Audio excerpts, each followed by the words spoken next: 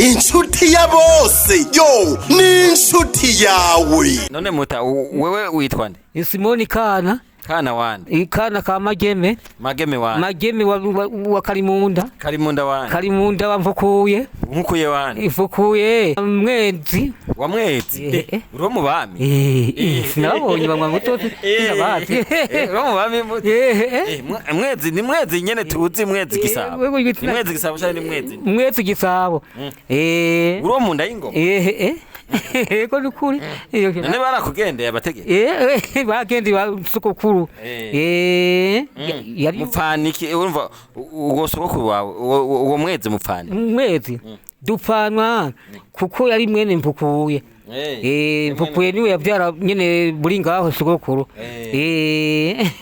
Egome mutaducira umugani wa kera rero. Umugani wa kera nukuri.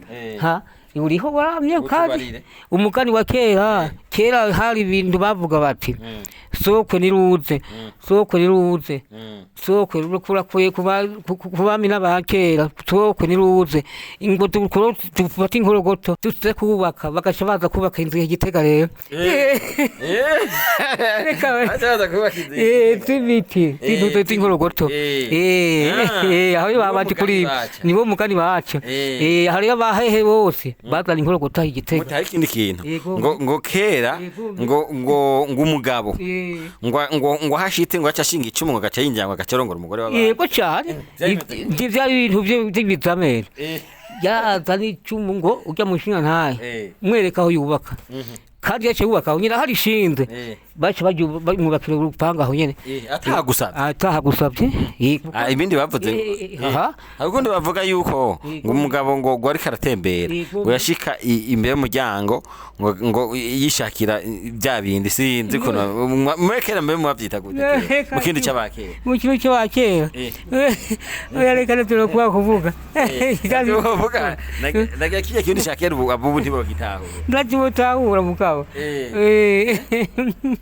wewe kumva mbebe nkintu kivyibuka mbe waravyibagiye naravyibagiye mwe n'ukuri hanyuma kera ngo umuntu wamureheje gute umugore cyane ni so yakurehereje oya dewe mukumdeheza sogokuru waragenda ugatwara imibindi yonyene iyo ngo niyo kubaza ndara amafaranga menshi watanga bo ukashugenda mukumvikana rero so bukwe sogokuru ari akiriho yaca kujana nk'intuze imibindi ine wabuhejeje nakashimira ko yari amafaranga 500 tayari kugenda mwandikwe none ubu urabona mukoresha ibanzu kagenda kamuramutsa mukaza mugenda mukwegana mufatana akaboko mwe mwabigenza gute twege mukurehanya mukoresha twaherukaniraho nyene tuvuganiyaho nyene kwa se wiwe mwasubira kubona ashitse mu rugo wawe ngo kera kandi ngo umukobwa ngo yatangurwa na so wawe neza cyane igakeye byo byariho nyene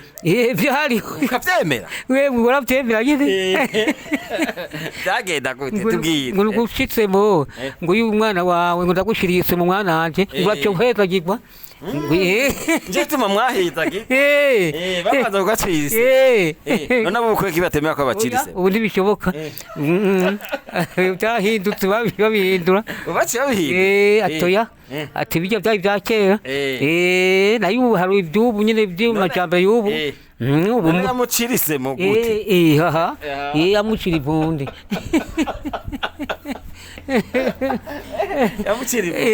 ucira ibundi kare kugira ngo bacabandana ikogwa ashakura yachakora yachakora gome ninde yakora hanya muhungu bamushirisemo yacabandanye ikogwa yaga se abanza kumushira kuko bamweretse nyine bakora barima tayari none amwereka bari kumwe yego oya aba yuji cyane haruru ndakiyumviriye ndawo bishoye kundi byacha bigenda mugabo twe twora utera imbere gusa nta kindi none we yaragucirise ndabizi ko nagira shembanda igikogwa cyora ryani nuko nafundi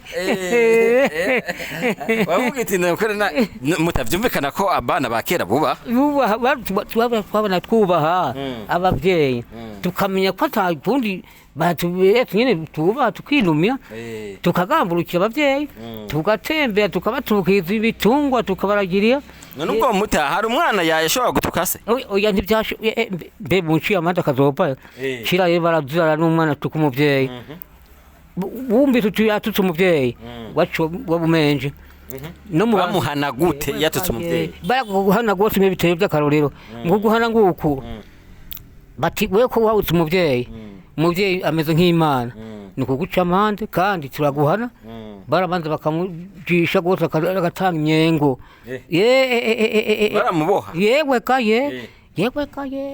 ahubwo ikiri kintu nabo cyari gikomeye ako agenda kurenga ibwirizwa ari umukobwa yabyariye iwawe baca bamujyana mu Gisomanyenzi ahantu h'uruzi ibyo waravyibona babona umuntu batari yego cyane nyine kwawe hariho ikintu cy'ikimanga harasumwa n'amazi baca bajyanayo bamenje uwo mukobwa birakwiye kuraho yarenze ibwirizwa rimeze gute je kurenga ibwirizwa ryo kudarira mu nzu iryo bwirizwa rya kangahe rya mbere na mbere ryari rya mbere na mbere aturirenze akurirenga kumupfa kandi twasanze ari iryo n'ukuri ni mwaravyemera ko kwemvyo none ubu ko batagibata mu Gisomanyenzi iryo bwirizwa ntaryo bakirenga bahavuye barimira byagenze gute na mu kurimira babonye bagarije bose kuzo baravyara ati nta kundi ko tubice naho dusanga tuho igihugu giheze tuguma twica bace bari ati ko bariheze ko bagirogoje nta kundi bace bagirogoje nayo kayira kaye nta barenga n'ukuri inshuti ya bose yo ni inshuti yawe.